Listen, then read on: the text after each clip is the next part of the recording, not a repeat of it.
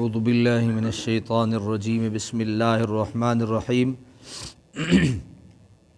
یہدی بہ اللہ من اتبع رضوانہ سبل السلام ویخرجہم من الظلمات الی النور بإذنہ ویہدیہم الی صراط مستقیم لقد کفر الذین قالوا ان اللہ هو المسیح ابن مریم قل فمن یملک من اللہ شیئا ان اراد ان یہلک المسیح ابن مریم وامہ ومن فی الارض جمیعا وَلِلَّهِ مُلْكُ السَّمَاوَاتِ وَالْأَرْضِ وَمَا بَيْنَهُمَا يَخْلُقُ مَا يَشَاءُ وَاللَّهُ عَلَى كُلِّ شَيْءٍ قَدِيرٌ وَقَالَتِ الْيَهُودُ وَالنَّصَارَى نَحْنُ أَبْنَاءُ اللَّهِ وَأَحِبَّاؤُهُ قُلْ فَلِمَ يُعَذِّبُكُم بِذُنُوبِكُم بَلْ أَنْتُمْ بَشَرٌ مِّمَّنْ خَلَقَ يَغْفِرُ لِمَن يَشَاءُ وَيُعَذِّبُ مَن يَشَاءُ وَلِلَّهِ مُلْكُ السَّمَاوَاتِ وَالْأَرْضِ وَمَا بَيْنَهُمَا وَإِلَيْهِ الْمَصِيرُ یا اہل الکتاب قد جاءکم رسولنا یبین لکم علی فترۃ من الرسل ان تقولوا ما جاءنا من بشیر ولا نذیر فقد جاءکم بشیر ونذیر واللہ علی کل شیء قدیر وَإِذْ قَالَ مُوسَىٰ لِقَوْمِهِ يَا قَوْمِ اذْكُرُوا نِعْمَةَ اللَّهِ عَلَيْكُمْ إِذْ جَعَلَ فِيكُمْ أَنْبِيَاءَ وَجَعَلَكُمْ مُلُوكًا وَآتَاكُمْ مَا لَمْ يُؤْتِ أَحَدًا مِنَ الْعَالَمِينَ صدق اللہ العظیم۔ انشاءاللہ آج ہم آیت نمبر 16 سے لے کر آیت نمبر 20 تک سماعت کریں گے۔ یہدی بہ اللہ من اتبع رضوانہ سبل السلام، دکھاتا ہے اس کے ذریعے اللہ تعالیٰ انہیں جو پیروی کرتے ہیں اس کی خوشنودی کی کیا دکھاتا ہے؟ سلامتی کی راہیں دکھاتا ہے۔ جو اللہ کی خوشنودی کی کرتا ہے، پیروی کرتا ہے، تو اللہ تعالیٰ اسے کیا کرتا ہے؟ سلامتی کی راہ دکھاتا ہے۔ من اتبع رضوانہ سے اخلاص نیت کی اہمیت کو واضح فرمایا، یعنی نور محمدی اور کتاب مبین سے اللہ تعالیٰ انہیں کی دستگیری اور رہنمائی فرماتا ہے جن کے دلوں میں اس کی رضا کی سچی طلب ہو۔ سبل السلام کا معنی اکثر علماء نے سلامتی کے راستے ہی بتایا ہے، جن پر چلنے سے انسان دنیا و آخرت میں ناکامی سے بچ جاتا ہے اور لغزش اور بھٹک جانے کا خطرہ نہیں رہتا۔ لیکن صراط مستقیم جس کا ذکر آیت کے آخر میں آ رہا ہے وہ بھی تو سلامتی کا راستہ ہی ہے، ایک چیز کو مکرر ذکر کرنے کا کیا فائدہ؟ اس لیے تو سبل السلام کا وہی معنی زیادہ پسند ہے جو قرطبی نے امام حسن بصری سے نقل کیا ہے۔ السلام اللہ عز و جل اور علامہ بیضاوی نے بھی اسی کی طرف اشارہ کیا ہے، او سبل اللہ یعنی معرفت الہی کے وہ خاص راستے جن پر چلنے سے قرب حق نصیب ہوتا ہے اور دوری کے حجاب اٹھا دیے جاتے ہیں، جو اپنے دل سے تمام تر خواہشات کو باہر نکال پھینکتا ہے اور اخلاص نیت کے ساتھ اللہ تعالیٰ کی خوشنودی کے حصول کے لیے شب و روز تڑپتا رہتا ہے، تو آفتاب محمدی کی شعائیں اس کے لیے ان راہوں کو منور و روشن کر دیتی ہیں جن پر چلنے سے اسے قرب حق نصیب ہوتا ہے اور دوری کے حجاب اٹھا دیے جاتے ہیں۔ اولیاء کاملین جن کو اس کا ذاتی تجربہ ہے ان سے پوچھو، وہ تمہیں بتائیں گے کہ مصطفیٰ کی رہنمائی کے بغیر اللہ تک پہنچنے والی راہ کا سراغ نہیں ملتا۔ لفظ السلام سے مقصود اگر وہی ہو جو حسن بصری کا قول ہے تو پھر سبل السلام اگرچہ سالک کی آخری منزل ہے، لیکن اسے سب سے پہلے اس لیے ذکر کیا تاکہ سالک کی آرزوؤں کا کعبہ اور امیدوں کا قبلہ ہر وقت اس کی نگاہوں کے سامنے رہے اور اس سے کم درجہ پر قناعت اختیار نہ کرے۔ وَيُخْرِجُهُم مِّنَ الظُّلُمَاتِ إِلَى النُّورِ، اور نکالتا ہے انہیں تاریکیوں سے اجالے کی طرف، بِإِذْنِهِ اپنی توفیق سے، وَيَهْدِيهِمْ إِلَىٰ صِرَاطٍ مُّسْتَقِيمٍ اور دکھاتا ہے انہیں راہ راست۔ سبل السلام کا معنی بھی ہم نے کیا تھا نا، سلامتی کی راہیں، اور صراط مستقیم سے بھی مراد سیدھا راستہ۔ تو یہاں پہ حضرت سیدی ضیاء الامت رحمۃ اللہ تعالی علیہ نے وضاحت کر دی ہے کہ اللہ تعالیٰ کسی چیز کو مکرر ذکر نہیں فرماتا۔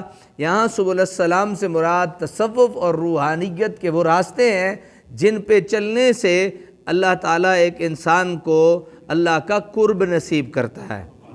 اللہ کا کیا کرتا ہے؟ قرب نصیب کرتا ہے۔ یہاں ہم نے پڑھا ہے کہ سبل السلام روحانیت اور تصوف کا آخری درجہ ہے، سب سے اونچلا درجہ ہے، سب سے اوپر والا درجہ سبل السلام ہے۔ تو یہ ہم نے جان لیا۔ لقد کفر الذین قالوا ان اللہ هو المسیح ابن مریم، یقیناً کفر کیا جنہوں نے کہا، کیا کہا؟ ان اللہ تو هو المسیح ابن مریم، مسیح ابن مریم ہے۔ اللہ کیا ہے؟ مسیح ابن مریم ہے۔ عیسائیوں کے عقیدہ تثلیث پر مفصل بحث سورہ النساء میں گزر چکی ہے۔ تثلیث کے عنوان پر انسائکلوپیڈیا کی ایک عبارت ہے۔ مسیحیت کے عقیدہ تثلیث کو نہایت عمدگی کے ساتھ اس طرح بیان کیا جا سکتا ہے کہ باپ بھی خدا ہے، بیٹا بھی خدا ہے اور روح القدس بھی خدا ہے۔ بھئی ہماں وہ تین خدا نہیں بلکہ ایک خدا ہے۔ یہ معمہ نہ سمجھنے کا ہے نہ سمجھانے کا ہے۔ قل فمن یملک من اللہ شیئا، اے حبیب آپ فرمائیے کون قدرت رکھتا ہے اللہ کے حکم میں سے کوئی چیز روک دے؟ کوئی چیز کیا کر دے؟ روک دے۔ یہ کون اس کی حیثیت رکھتا ہے؟ یہاں سے حضرت عیسیٰ کے الہ یعنی خدا ہونے کے عقیدے کا بطلان کیا جا رہا ہے۔ حضرت عیسیٰ کے خدا یعنی عقیدے کا بطلان کیا جا رہا ہے کہ اللہ تعالیٰ تو وہ ہے کہ اگر وہ حضرت مسیح، ان کی والدہ بلکہ سب مخلوق کو آنے واحد میں موت کی نیند سلانا چاہے تو کوئی دم نہ مار سکے۔ حضرت مسیح تو اپنی والدہ کی جان نہ بچا سکے، اور جب ان کا مقرر وقت آئے گا تو وہ سر تسلیم خم کرتے ہوئے موت کے پیغام کو قبول کر لیں گے۔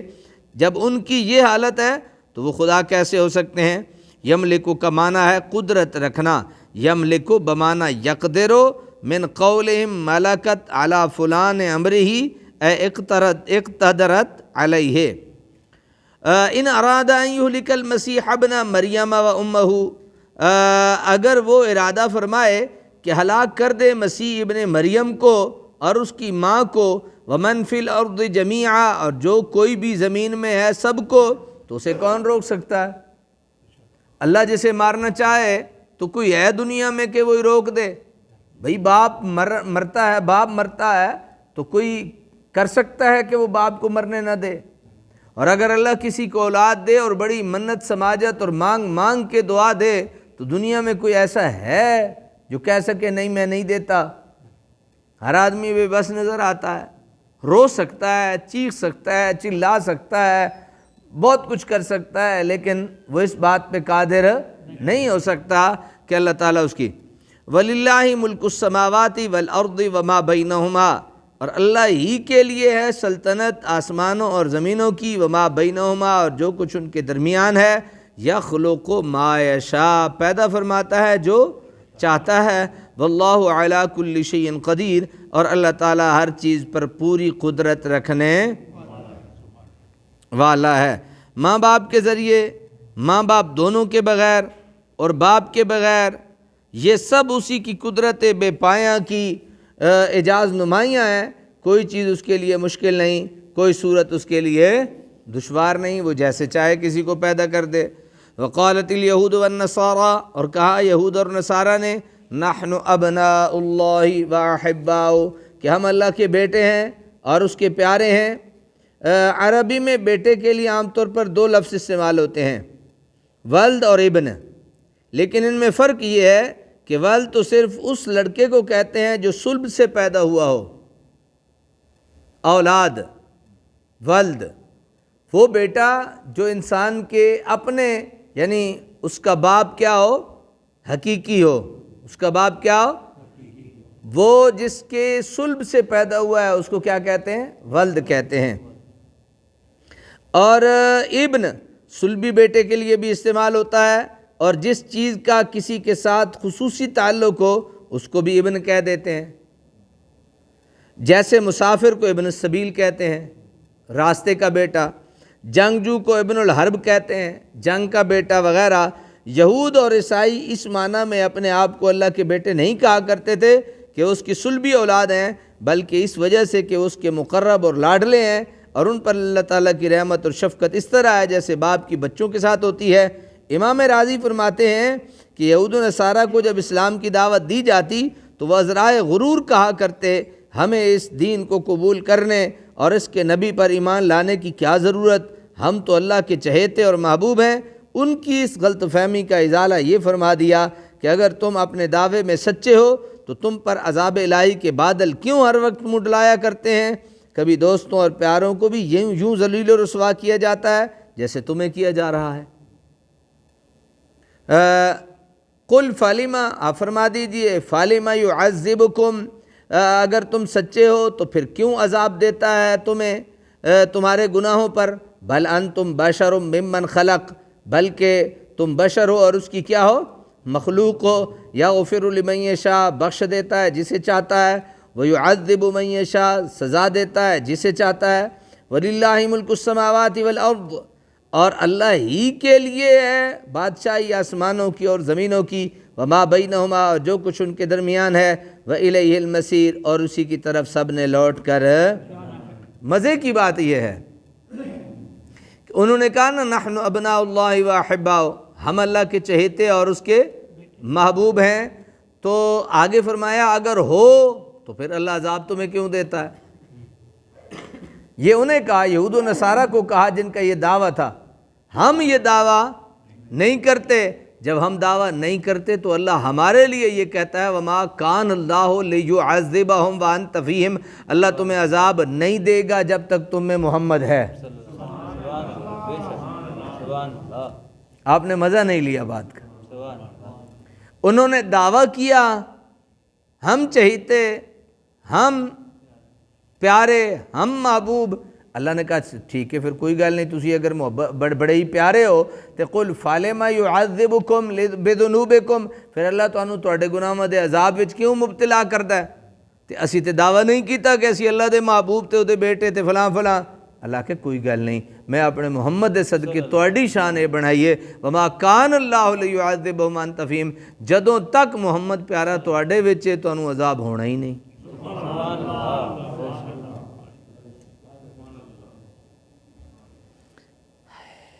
جتنیاں مہربانیاں اور کرم نوازیاں ساڈے تے ہیں اللہ تعالیٰ دیاں، سانوں تے اتنا ہی اچھا ہونا چاہیے۔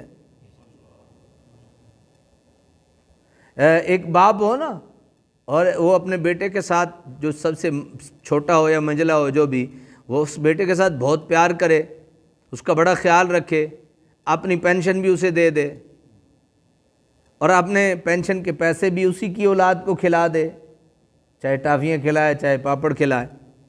اور جب بیٹا آئے تو بیٹے کی جناب تیور بدلے ہوئے ہیں اور باپ کے ساتھ ایسے بولے جیسے کسی دشمن سے بات کی جاتی ہے، تو کتنے دن چلے گا؟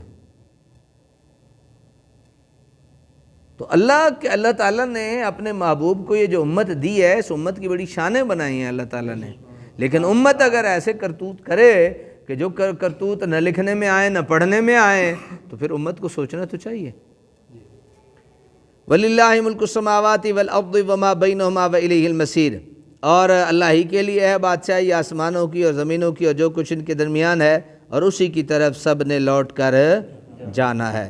یا اہل الکتاب، اہل کتاب، قد جاءکم رسولنا یبین لکم علی فترہ، بے شک آ گیا ہے تمہارے پاس ہمارا رسول، صاف بیان کرتا ہے تمہارے لیے احکام الہی، بعد اس کے کہ رسولوں کا آنا مدتوں بند رہا تھا، علی فترۃ من الرسل، مدتوں بند رہا تھا، ان تقولوا، تاکہ تم یہ نہ کہو، ما جاءنا من بشیر ولا نذیر، کہ نہیں آیا ہمارے پاس کوئی خوشخبری دینے والا اور نہ کوئی ڈرانے والا، فقد جاءکم بشیر و نذیر، اب تو آ گیا ہے تمہارے پاس خوشخبری دینے والا اور ڈرانے والا، واللہ علی کل شیء قدیر، اللہ تعالیٰ ہر چیز پر پوری قدرت رکھنے والا ہے۔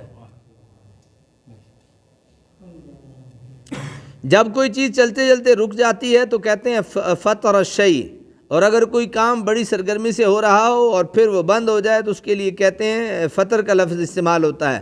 دو نبیوں کے درمیانی زمانہ کو فطرہ کہا جاتا ہے، اور یہاں یہی معنی مراد ہے۔ حضور صلی اللہ علیہ وسلم کا ظہور قدسی 570 اور اعلان نبوت 610 عیسوی میں ہوا، گویا حضور کی تشریف آوری اور حضرت عیسیٰ علیہ السلام کا درمیانی عرصہ 600 سال کے قریب ہوا۔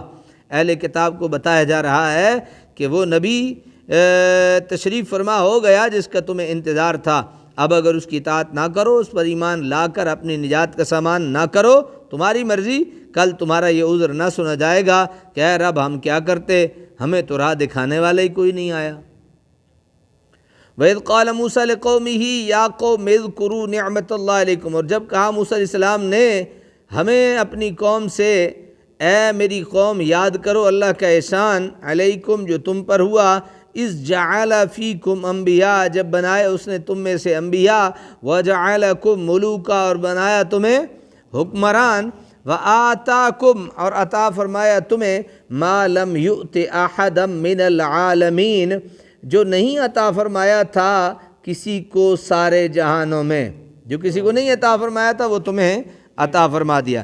یہاں ملک کا لفظ بادشاہ کے معنی میں مستعمل نہیں ہوا بلکہ آزاد اور خود مختار کے معنی میں استعمال ہوا ہے۔ اِذْ جَعَلَ فِيكُمْ انبیاء وَجَعَلَكُمْ مُلُوكًا، ملک۔ مقصد انہیں یہ جتانا ہے کہ پہلے تم فرعون کی غلامی کی زنجیروں میں جکڑے ہوئے تھے، اب وہ کاٹ دی گئیں اور تمہیں آزادی اور حریت کی نعمت سے سرفراز فرما دیا گیا۔ مفسرین کرام ابن جریر، رازی، قرطبی وغیرہ ہم نے اسی معنی کو پسند فرمایا۔ قرطبی کے الفاظ ہیں وَجَعَلَكُمْ مُلُوكًا اَيْ تَمْلِكُونَ أَمْرَكُمْ لَا يَغْلِبُكُمْ عَلَيْهِ غَالِبٌ بَعْدَ إِن كُنتُم مَمْلُوكِينَ لِفِرْعَوْنَ مَقْهُورِينَ۔ حضرت زید بن اسلم نے حضور صلی اللہ علیہ وسلم کا یہ ارشاد بھی روایت کیا، جس کے پاس رہنے کے لیے گھر اور خدمت کے لیے خادم ہو وہ ملک ہے۔ جس کے لیے پاس رہنے کے لیے کیا ہو؟ گھر اور خدمت کے لیے خادم ہو، وہ کیا ہے؟ ملک ہے۔ مَا لَمْ يُؤْتِ أَحَدًا مِّنَ الْعَالَمِينَ اور جو انہیں وہ عطا فرمایا جو نہیں تھا کسی کو سارے جہانوں میں۔